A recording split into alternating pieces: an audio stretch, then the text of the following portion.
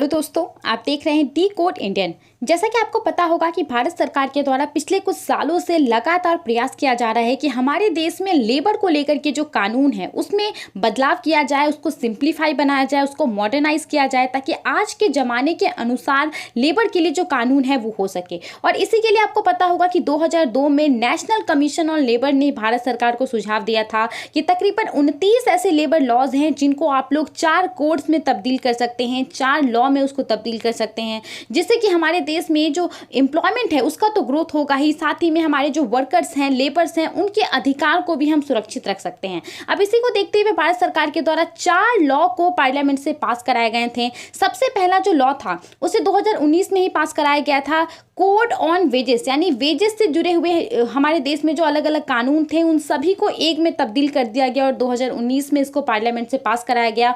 और उसके बाद 4 कोड, उसके बाद और 3 code, code on social security 2020, industrial relation code, occupational safety health and working condition code, इन सबको 2020 में पार्लियामेंट से पास कराए गए। अब यहाँ पे देखिए, कोड ऑन वेजेस के बारे में कहा जा रहा है कि अगर ये एप्लीकेबल हो जाएगा, हालांकि एक बात आपको बता दूं कि अभी तक ये कोड जो है लागू नहीं हुए हैं और जब ये लागू होंगे तो चारों के चारों एक साथ ही लागू होंगे। अब कहा जा रहा है कि वेज कोड जो है 2019, अगर वो लागू हो जाएगा तो जो टेक होम सैलरी होती है लोगों की, यानी कि लोगों के अकाउंट में जो पैसा होता है, देखिए आपकी सैलरी में से पीएफ के लिए कुछ पैसे कट जाते हैं, कुछ पैसे मेडिकल फैसिलिटी के लिए कट जाते हैं, तो ये सब कट के जो पैसा होगा वो काफ़ी कम आएगा, काफ़ी नहीं थोड़ा सा उसमें कम हो जाएगा, और जो ग्रेचुइटी है और जो पीएफ है वो आपका बढ़ जाएगा। ऐसा किस लिए कहा जा रहा है, इसके बारे में आज के इस वीडियो में हम बात करेंगे। लेकिन उससे पहले थोड़ा सा हम जान लेते हैं कि कोड ऑन वेजेस है क्या, इसके अंतर्गत कौन कौन से प्रोविजन ऐड किए गए हैं 2019 में।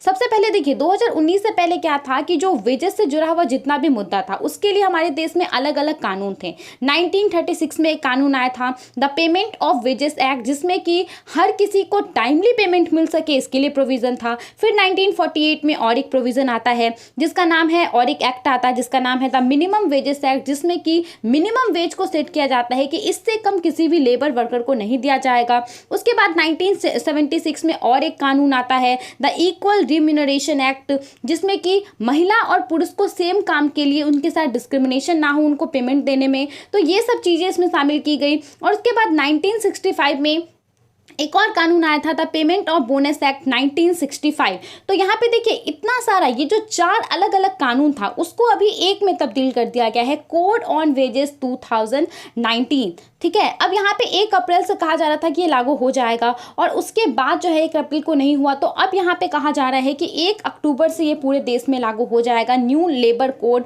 और जो कोड ऑन वेजेस है उसके वजह से सैलरी स्ट्रक्चर जो है वो चेंज हो जाएगा और लोगों की जो टेक होम सैलरी है, जो उनके हाथ में पैसे आते हैं, अकाउंट में पैसे आते हैं पीएफ वगैरह कट करके, वो पैसे थोड़े से कम हो जाएंगे। ऐसा क्यों कहा जा रहा है इसके बारे में बात करेंगे, लेकिन उससे पहले थोड़ा प्रोविजन जान लेते हैं। देखिए, यहाँ पे कोड ऑन वेजेस 2019 जो है सबसे पहले पेश किया गया था, यानी कि इंट्रोड्यूस किया गया था लोकसभा में 23 जुलाई 2019 को, और उसके बाद 30 जुलाई 2019 को इसको लोकसभा से पास कर दिया गया। उसके बाद 2 अगस्त को राज्यसभा से भी इसे पास कर दिया गया। इसमें कुछ ऐसे प्रोविजन है जैसे कि जो हमारे देश में ऑर्गेनाइज्ड और अनऑर्गेनाइज्ड सेक्टर में काम करते हैं, यानी ऑर्गेनाइज सेक्टर क्या होता है, ऐसा सेक्टर जहां पे अगर कोई काम करता है तो उसको सारी फैसिलिटी मिलती है, बोनस की सुविधा मिलती है, पीएफ की सुविधा मिलती है, मेडिकल फैसिलिटी मिलती है, जैसे कि सरकारी नौकरी है अगर किसी की, या फिर कोई अच्छे प्राइवेट कंपनी में काम कर रहा है। अनऑर्गेनाइज सेक्टर क्या होता है, जहां पे ये सब कुछ भी फिक्स नहीं होता है, कोई कंस्ट्रक्शन साइट है वहां पे कोई वर्कर काम कर रहा है, कोई अगर दुकान लगा करके कुछ काम कर रहा है, तो ये सब अनऑर्गेनाइज सेक्टर होते हैं और इनकी संख्या काफी ज्यादा है हमारे देश में। टोटल जो वर्क फोर्स है कहा जाता है कि उसका 93% है अनऑर्गेनाइज सेक्टर का। तो यहाँ पे ये जो कोड है ये सभी एम्प्लॉय के लिए लागू होगा जो ऑर्गेनाइज सेक्टर में काम करते हैं या फिर अनऑर्गेनाइज सेक्टर में। सबसे पहला प्रोविजन ये है, ये याद रखना जरूरी है। दूसरा चीज यहाँ पे ये है कि सेंट्रल गवर्नमेंट के पास ये पावर है कि वो रेलवेज, माइंस, ऑयल फील्ड्स, इन सब के लिए वेस्ट से रिलेटेड जो भी कानून है उसको वो बना सकती है। ठीक है, और यहाँ पे राज्य सरकार के पास ये पावर आ जाएगा कि ये रेलवेज, माइंस और ऑयल फील्ड को छोड़ करके जो भी अलग अलग सेक्टर है उसके लिए वो कानून बना सकते हैं।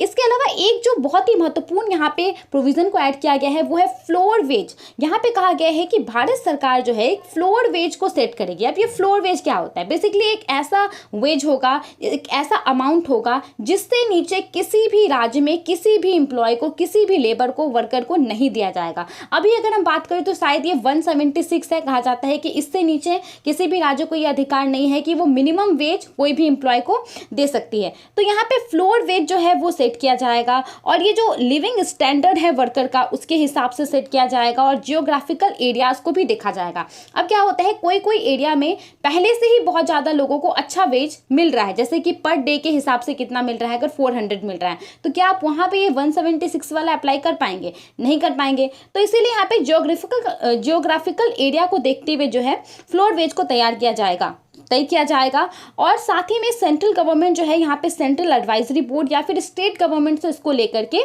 सुझाव ले सकती है।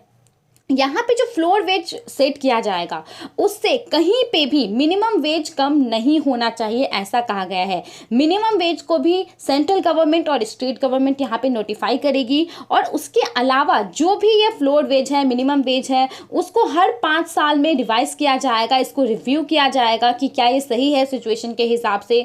ऐसा देखते हुए इन सब के अलावा जो सबसे महत्वपूर्ण इसमें बदलाव लाए गए हैं वो ये है कि जो वेज का डेफिनेशन है, वेज यानी कि सैलरी यानी कि तनख्वाह, उसका जो डेफिनेशन है उसमें यहाँ पे बदलाव लाया गया है।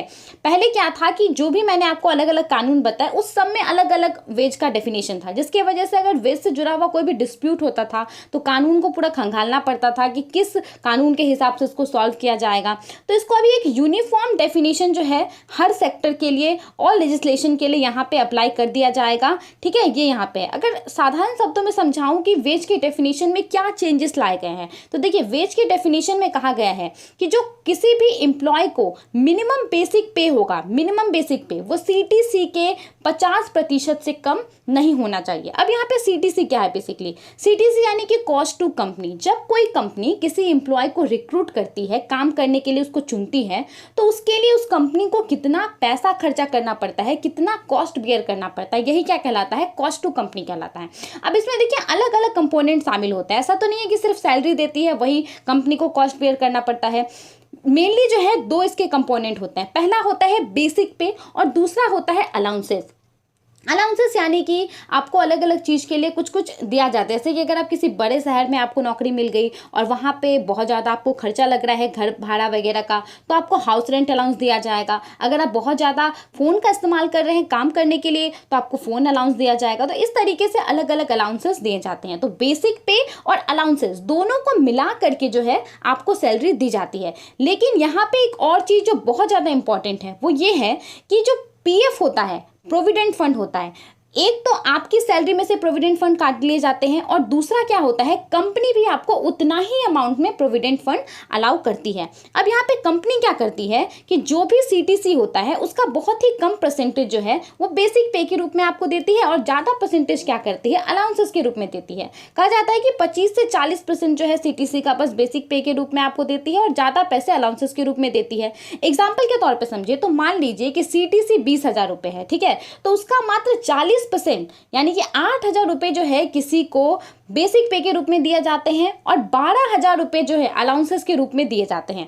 अब यहाँ पे एक सवाल आता है कि कंपनी ऐसा करती क्यों है, उसको क्या फायदा होता है? तो देखिए, बेसिक पे का 12% पीएफ के रूप में कटता है आपकी सैलरी से। ठीक है, बेसिक पे का 12% क्या होता है, आपकी सैलरी से कटता है पीएफ के रूप में और उतना ही पैसा कंपनी को भी जो है आपके पीएफ अकाउंट में जमा कराना पड़ता है।